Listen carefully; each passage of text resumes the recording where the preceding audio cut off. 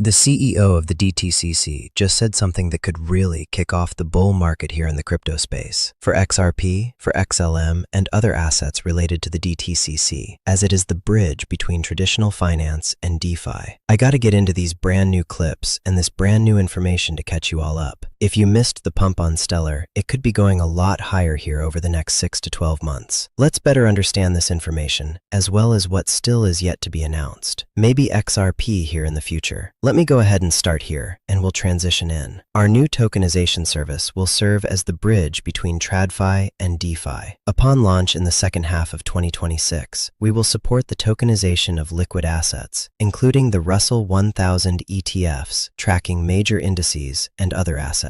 Second, and importantly, we will offer the same investor protections and ownership rights as traditional book entry securities currently held in custody by DTC. In other words, we will provide digital assets the same care as we do traditional ones. And third, our new service will yield transformational benefits for industry participants and their underlying investors. These include greater collateral mobility, new trading modalities, and 24/7 access. We're excited to help innovate for the industry and to empower our participants and their clients to tokenize. In doing so, we will work collaboratively with the industry to create a safe, sound, and efficient market infrastructure for digital securities. Collaboration has been a cornerstone of DTCC since our founding more than 50 years ago, and I'm very proud to say that today's announcement will build upon our legacy of innovating for the global markets. It's one more example of how we serve our industry and how we will continue to do so for the next 50 years. While the new tokenization service is an important step forward to drive digital asset adoption, in many ways, it represents just the beginning of a larger transformation that we will help drive as a strategic partner to the industry. We look forward to continuing to provide leadership to support our members and their clients on their digital asset journey. I want to take a moment to thank all of you who have worked so hard to make this possible. Thank you. The interesting part here is they have been working on this for years, and right when they're about to launch, they start announcing the partnerships. This is where Stellar comes in. This is where Chainlink was announced, right? This is where the 50 JP Morgans and the Ripple Primes and the Morgan Stanleys are coming together to move this tokenization effort forward, right? You've got to have the key participants that have all of the clients that are doing all of the trades within the DTCC connected to this new plumbing. And we do know this new plumbing is going to be 100% in the future blockchain enabled.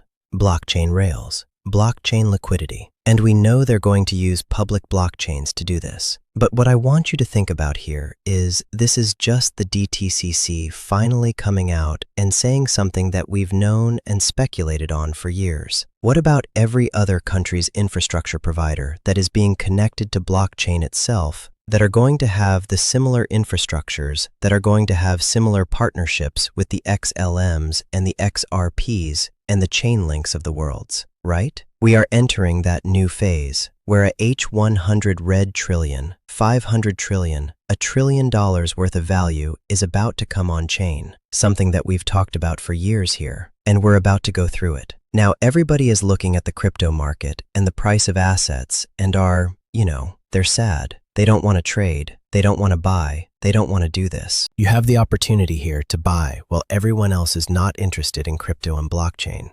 Once the whole world finds out that there's a new financial system and it runs on XLM and XRP, what do you think's going to happen at that point? What do you think? They're starting to announce it. Regular people are starting to figure it out. And what do you think in 6 months, 12 months, 24 months? You're not going to have another 100 million people in the crypto space trading. You're not going to have 401ks, IRA, investment arms, sovereign wealth funds, insurance companies. I mean, you name it, right? There's $40–50 trillion worth of assets that could be invested into the crypto market if they so choose to. You also have the Morgan Stanley and all the private wealth advisors starting to tell them, buy Bitcoin, buy Ethereum, buy XRP, buy Solana. After Bitcoin, Ethereum, you really have Solana, XRP. And you've seen selling on Bitcoin, you've seen selling on Ethereum, but you've seen buying on XRP. You've seen updates on Solana. People get it. They know Bitcoin is a store of value, but they understand that, hey, I want to invest in something that's the actual infrastructure of the new financial system. And that's where it's getting exciting. That's why I am buying like crazy. Anytime I make some more money here, I buy as much as I can because I know that these assets I'm buying today will be worth a whole lot more 5 or 10 years down the line. And I am betting everything on the crypto market because the crypto market has done so much for me, and you know I'm ready to ride the wave, right? Let's go. All right, let's get back to this. I got super sidetracked there. All right, feeling it. All right, here you go. That said, and specifically in terms of interoperability, we have solutions that we were expecting to launch, later this year that are complementary to our tokenization service. And again, speaking directly to the collateral example, where we will have an app chain that connects to, various different forms of assets that allow for asset mobility across networks in a way that's, I would say safe and sound. And so that's one example where that's happening. We're certainly working with other providers who create that connectivity, across the networks. And for the foreseeable future, I think that that's the world we're going to live in. From a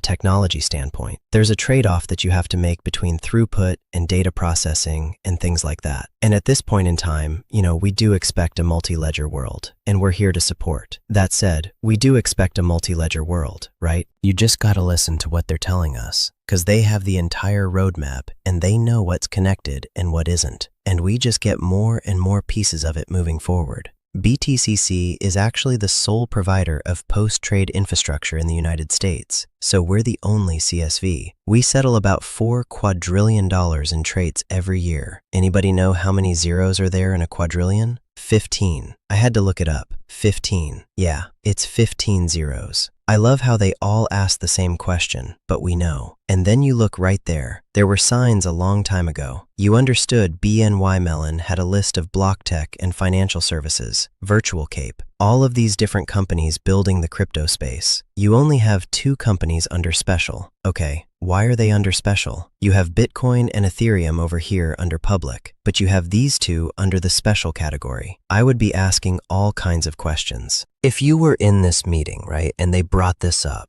they were going through these slides of BNY and they're saying, hey, look at slide 5. I'd be raising my hand and I said, hey, what's up with this special category here?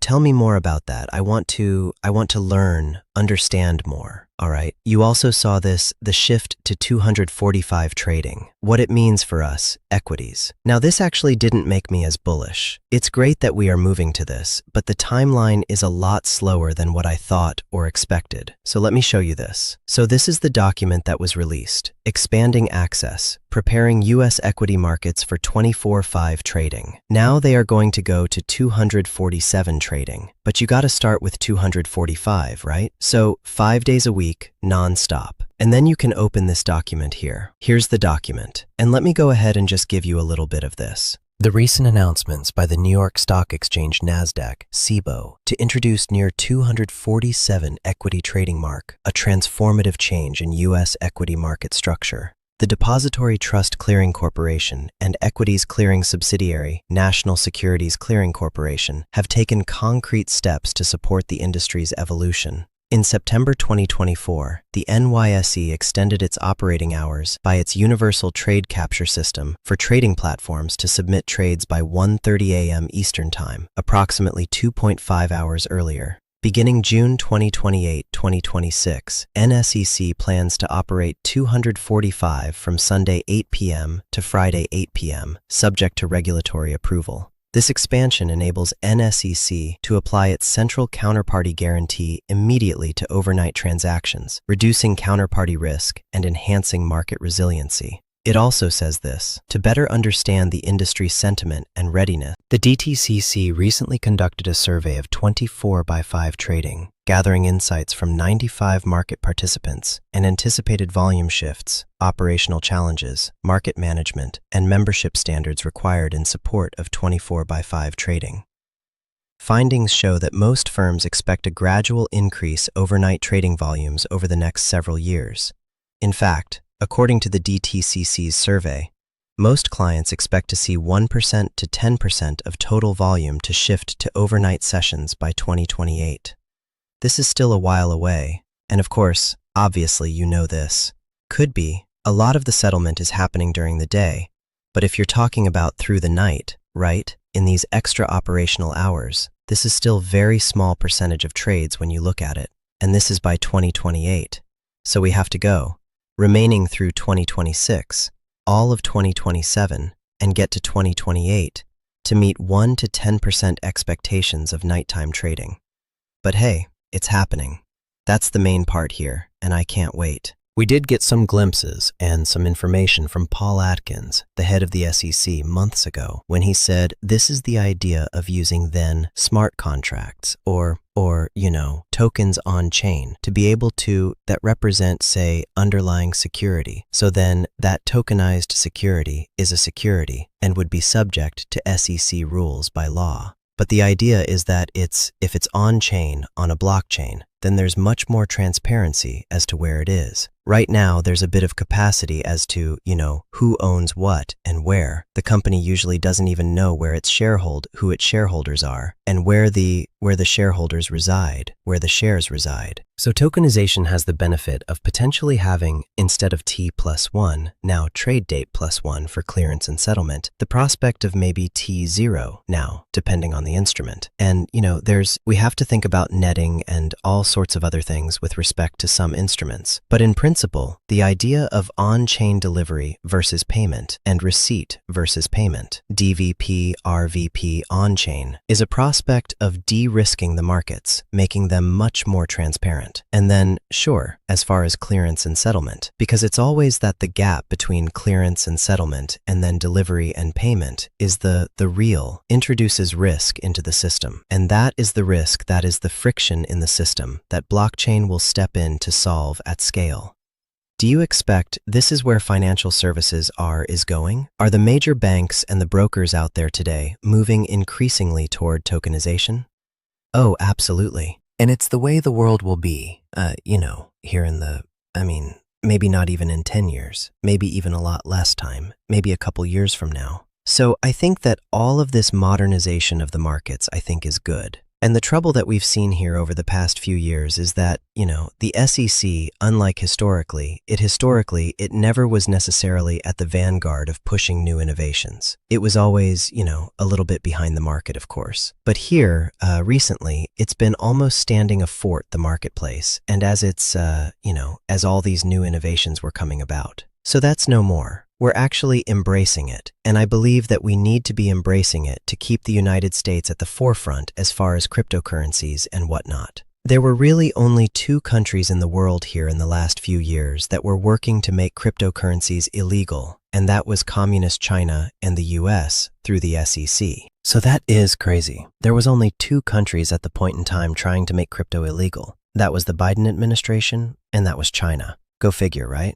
Go figure. Now, we've come a long way. There's still a lot to do, but we are now unlocking the new financial system right now below our feet. It's happening. If you feel the ground shaking, that is your bank account getting ready to explode, right? The volcano is getting ready to erupt, and I can't wait. When evaluating blockchain networks, the DTCC focuses on key priorities aligned with institutional requirements, right? Compliance-minded architecture. What is built into XLM, as well as the XRP ledger, compliance. And they do that for a reason, because they know their customers will be institutional. Smoke says, Bitwise why tokenization impact on price may start now. The primary reason is that the market for tokenization is enormous. Institutions know how important tokenization is for crypto asset prices. The excitement about the DTCC, the New York Stock Exchange, and NASDAQs. The plans to tokenize stocks in 2026 make sense. Stocks are a $17 trillion